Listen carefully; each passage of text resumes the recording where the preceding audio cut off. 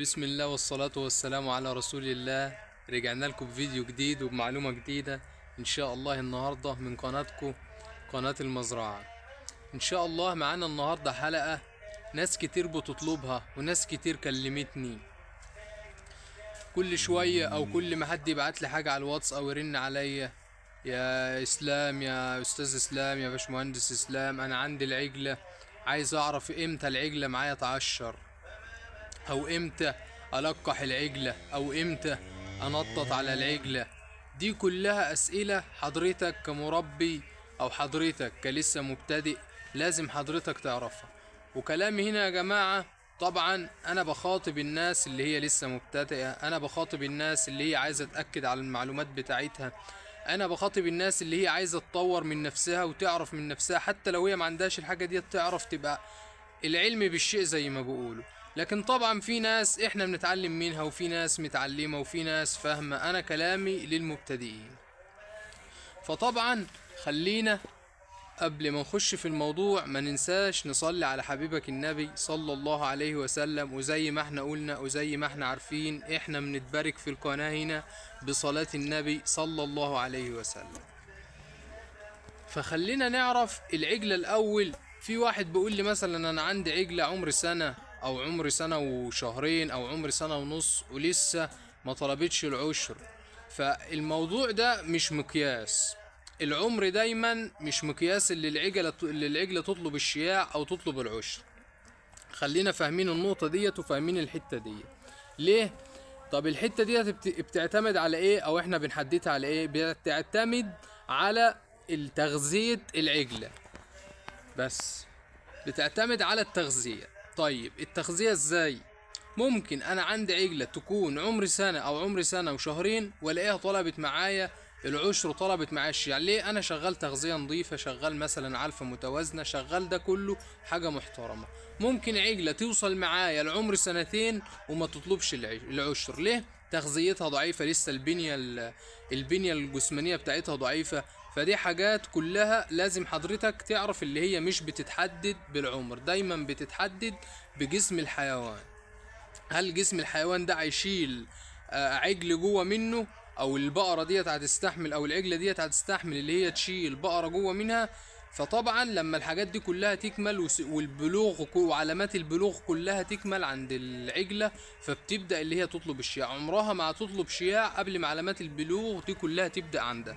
خلينا متفقين وخلينا عارفين النقطة دي.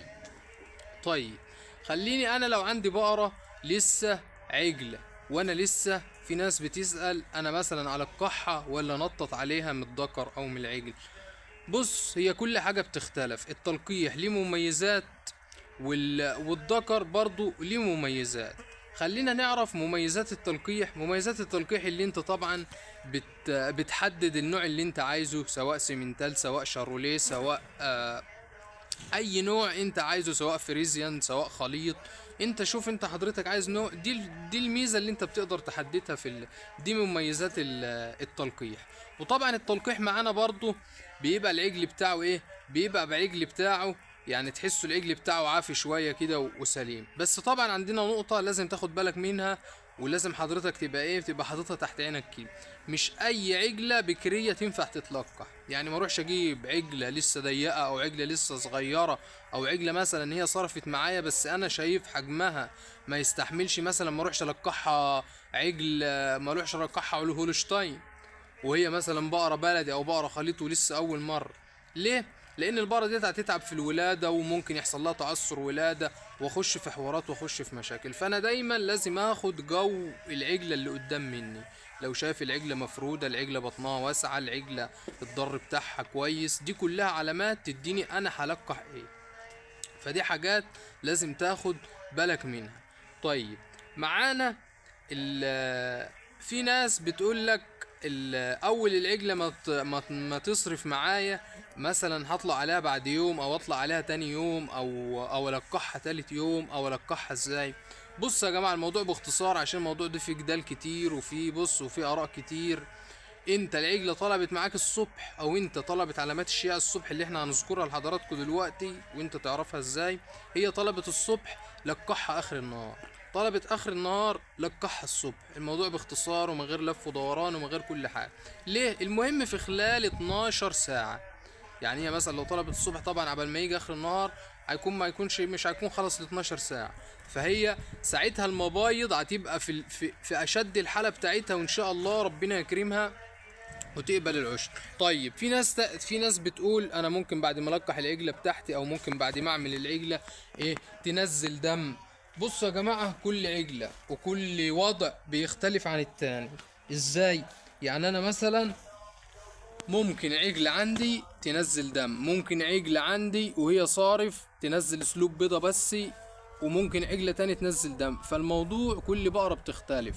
فانت لو العجلة نزلت معاك دم تاني يوم او تالت يوم، ساعات في حالات بتبقى الموضوع عادي، وساعات في حالات بيبقى الموضوع اللي هي العجلة ما مسكتش او ما لقحتش.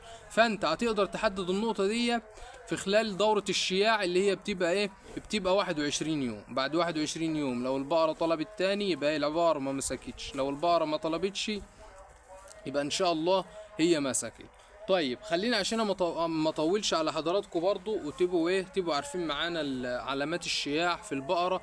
لو عندنا عجلة، يعني دي عجلة مثلا اهي كانت طالبة امبارح الشياع، البقرة دي العجلة دي زي ما انتم شايفين، يا ريت يكون واضح اهي.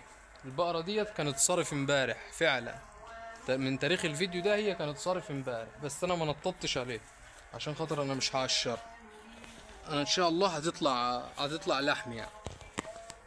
فايه كانت علامات الشياع بتاعتها؟ اول حاجة بتحس بهيجان العجلة.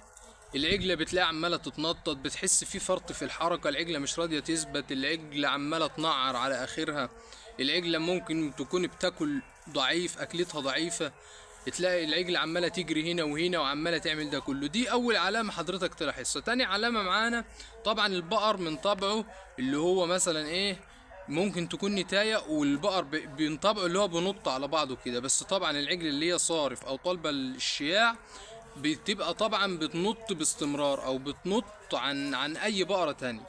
فلو لقيت بقره بتنط بزياده او كده، اللي بتنط هي اللي صارف، مش اللي بيتنط عليها، عشان بس ايه تبقى حضرتك فاهم الكلام. طيب عندنا علامات ايه تاني حضرتك تبقى عارفها برضو؟ حضرتك بتلاقي الحياة بتاع البقرة ديت من ورا بتلاقيه منتفخ شوية كده، وبتلاقيه منزل سلوب، نظام سلوب بيضة كده. طب لو البقرة معايا بتنط وما نزليش السلوب البيضة ديت، لا استنى لما تنزل السلوب البيضة. ليه؟ معنى الافرازات اللي نازلة من الحياة بتاعها او اللي نازلة من الرحم بتاعها ديت، اللي المبايض في اشد النشاط بتاعها، طالما الافرازات ديت نزلت والحياة بتاعها منتفخ، هي كده البقرة طالبة العشر بنسبة 100%.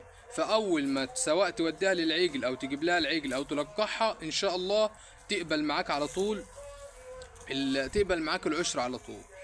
دي كلها علامات لازم حضرتك تبقى عارف، هي دي علامات الشياع. وبرضو معانا البقرة لو وقفت لي اول ما تجيب لها العجل بتلاقيها وقفت له على طول، او لو انت مسكتها وجبت مثلا عجلة وراها او حاجة والعجلة ديت نطت عليها او عجل تاني نط عليها، بتلاقيها وقفت، تعرف اللي البقرة ديت ايه، اللي البقرة ديت صرفت. فهي علامات بسيطة وحاجات بسيطة، حبيت بس اللي انا تبقى عارفها واشاركها معاك. وحاجة برضو بخصوص الموضوع ده يا جماعة، حضرتك برضو لازم تبقى عارف، لو عندك بقرة او بقرتك ديت لو ما بتجيبلكش عجل كل سنة، يبقى انايتها ملهاش لازمة، يبقى انايتها بتخسرك. طيب بتخسرني ازاي؟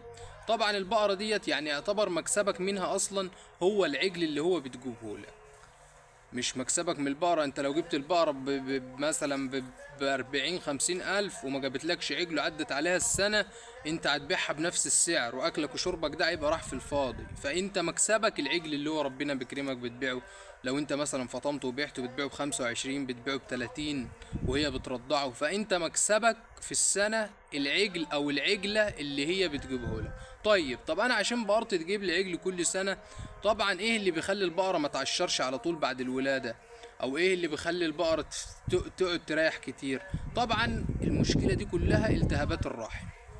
التهابات الرحم لو انا عالجتها، او انا ما وصلتش للعجلة يجي لها التهابات او يجي لها حاجات في الرحم ومشاكل في الرحم اللي هي التناسليات عامة بمعنى صح، انا بقرتي بعد ما تولد ان شاء الله في خلال من 60 ل70 يوم هلاقيها معايا عشرت وتمام، وهي بترضع العجل بتاعها وهي عشر والدنيا تمام ومية فل 10.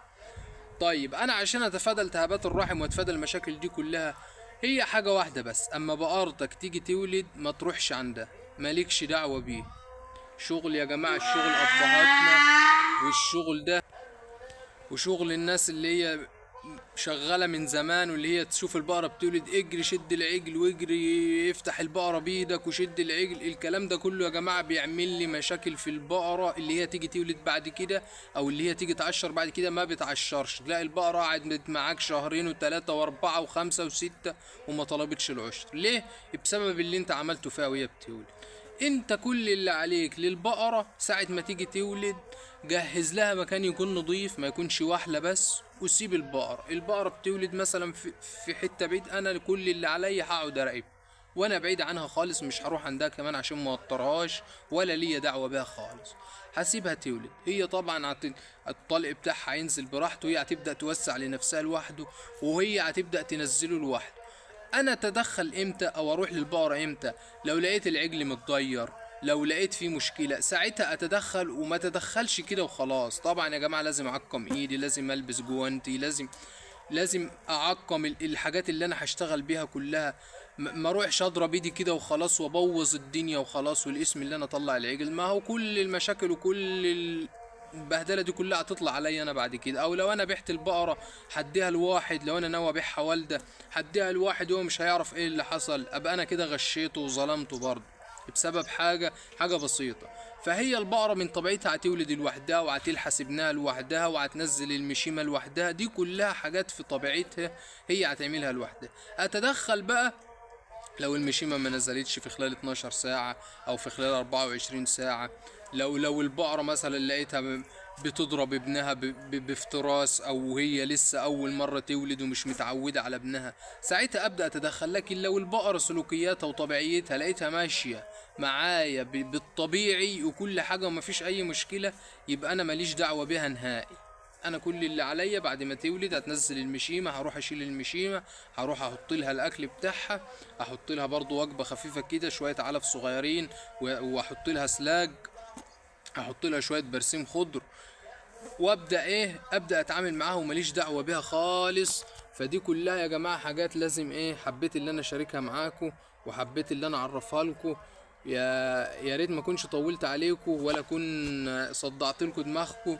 وفي الاخر لو احنا قدمنا لك اي معلومة او اي حاجة فادتك، ما تنساش تصلي على حبيبك النبي وتشترك في القناة وتدعمنا بلايك.